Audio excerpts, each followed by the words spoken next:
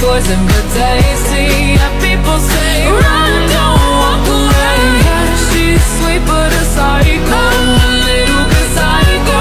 At night she's screaming, mama, mama, mama. Baik, perkenalkan nama saya Muhammad Eksa Faturrahman dengan NIM J1A1222147. Baik, saya akan melanjutkan materi yaitu perbedaan antara work exacerbated asthma dan occupational asthma.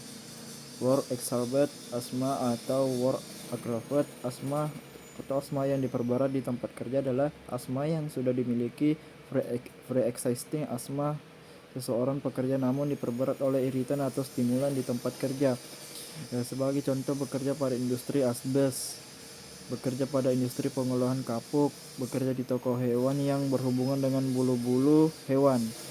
Occupational asthma atau asma kerja adalah asma yang disebabkan oleh pajanan spesifik di tempat kerja, dapat berupa bahan dari kimia tumbuhan dan hewan.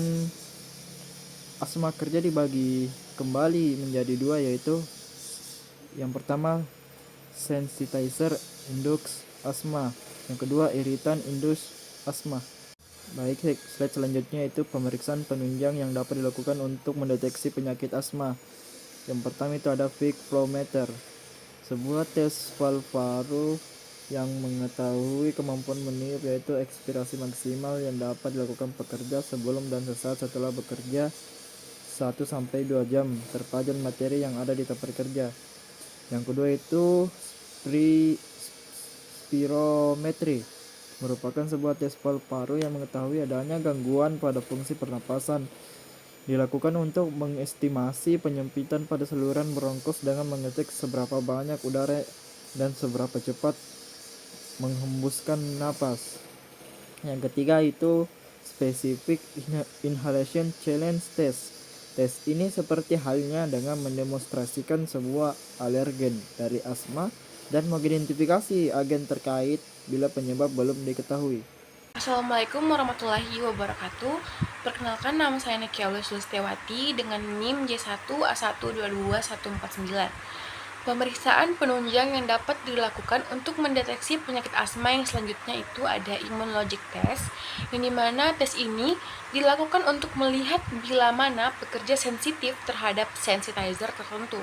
Lalu ada nitric oxide test, yang dimana tes ini dilakukan untuk melihat seberapa banyak nitric oxide gas pada saat seseorang bernapas. Dan jika kandungannya tinggi, maka itu merupakan salah satu tanda dari penyakit asma. Lalu ada chest X-ray dan X-ray, yang dimana ini dilakukan untuk bertujuan menyingkirkan diagnosis lain seperti pulmonary shadow allergic dengan allergic bronchopulmonary aspergillosis. Lalu yang terakhir itu ada electrocardiography test, yang dimana tes ini dilakukan dengan bertujuan untuk menganalisis dan mendeteksi adanya perubahan pada aksis jantung. Prosedur ini bertujuan untuk memastikan apakah terdapat pergeseran atau deviasi sumbu jantung yang bisa mengindikasikan kondisi tertentu seperti gangguan konduksi listrik pada jantung, hipertrofi, atau bahkan kelainan lainnya yang berkaitan dengan fungsi jantung. Pemeriksaan ini menjadi salah satu alat jari paling penting dalam memahami kesehatan jantung secara keseluruhan. Baik, perkenalkan, nama saya Renike Tambunan dengan NIM J1A1222167. Di sini saya akan melanjutkan materi selanjutnya. Untuk materi selanjutnya yaitu mengenai faktor risiko yang dapat meningkatkan risiko pekerja terkena penyakit bronkitis kronik. Faktor risikonya ini ada 4. Yang pertama yaitu ada jenis pekerjaan. Sebagai contoh, pekerjaan sebagai buruh kasar seperti pekerjaan membangun memiliki tingkat keterpaparan asap atau debu yang sangat tinggi, dan hal ini akan memberikan peluang terjadinya batuk dan merangsang terjadinya penyakit saluran pernapasan. Kemudian yang kedua yaitu adalah tidak memakai APD. Salah satu faktor yang dapat berhubungan langsung dengan kejadian bronkitis pada pekerja pada buruh kasar adalah menggunakan alat pelindung diri, terutama masker. Dalam hal ini, penggunaan sebagai alat pelindung diri atau pengaman diri pada saat bekerja berupa masker tadi dapat mengurangi paparan debu dari bahan bangunan, terutama semen pasir. Kemudian yang ketiga ada kebiasaan merokok. Kejadian bronkitis kronis ini berhubungan linear dengan kebiasaan merokok di masyarakat, yakni dengan dapat dijelaskan bahwa prinsip dose respon, artinya semakin banyak jumlah batang rokok yang dihisap atau yang dikonsumsi dan makin lama masa waktu menjadi perokok, maka semakin besar resiko untuk mengalami bronkitis kronik. Kemudian yang terakhir ada riwayat keluarga. Defisiensi faktor genetik antitrypsin bekerja menghambat protease serin dalam sirkulasi dan di organ paru bekerja menghambat kerja. Teridentifikasi ikut berperan dalam enzim elastase neutrofil yang mendestruksi jaringan paru sehingga berpotensi menyebabkan terjadinya infeksi pada bronkus.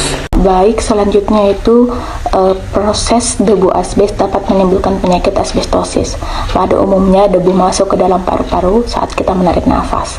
Hal ini tergantung pada ukuran debu yang terhirup. Semakin kecil ukuran debu yang masuk ke dalam saluran pernafasan, maka semakin besar pula risiko terjadinya penimbunan dalam paru-paru. Misalnya pada debu yang ukurannya 5-10 mikron akan tertahan oleh saluran pernafasan atas. Sedangkan pada ukuran 3-5 mikron akan tertahan oleh saluran pernafasan bagian tengah.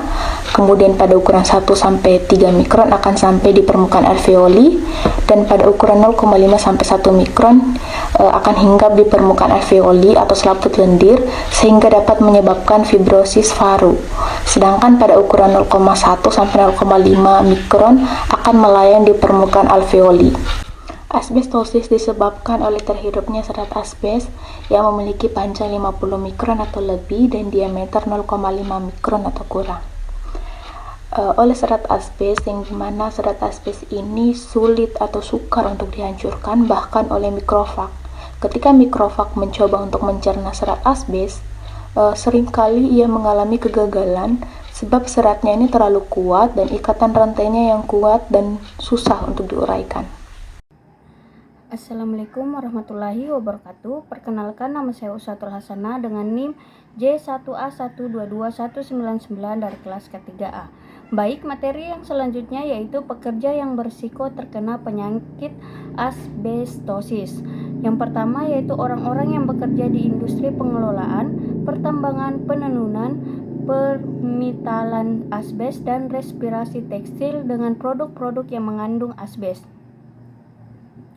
Yang selanjutnya yaitu pemaparan pada keluarga pekerja asbes terjadi dari partikel yang terbawa ke rumah di dalam pakaian pekerja.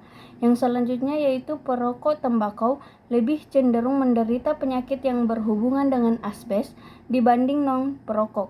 Harapan hidup perokok lebih pendek dibandingkan non-perokok. Selanjutnya yaitu program pencegahan Sixth Building Syndrome dengan cara engineering control. Yang pertama yaitu menghilangkan sumber polutan.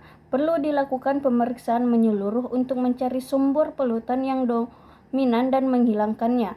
Yang kedua, meningkatkan ventilation rate atau ventilation rate kurang dari 10 L per detik per orang, merupakan salah satu faktor yang berkontribusi pada SBS.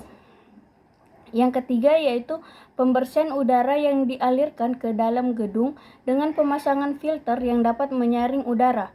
Filter yang dipakai harus disesuaikan dengan ukuran partikel kontaminan yang akan disaring. Pemasangan sistem suplai udara dengan teknologi Lonizer sehingga dapat menangkap ion-ion radikal bebas yang ada di udara. Baik, materi yang selanjutnya yaitu program pencegahan Sixth Building Syndrome dengan cara administratif kontrol, yaitu edukasi dan komunikasi mengenai Sixth Building Syndrome serta cara pencegahan dan penanggulangannya dengan memberikan informasi mengenai SBS dan konsekuensinya. Diharapkan penghuni gedung dapat saling berkomunikasi dan bekerja sama untuk mencegah timbulnya Sixth Building Syndrome ini. Baik, mungkin hanya itu materi yang dapat kami sampaikan. Kurang dan lebihnya mohon dimaafkan. Wabillahi taufiq wal hidayah. Wassalamualaikum warahmatullahi wabarakatuh.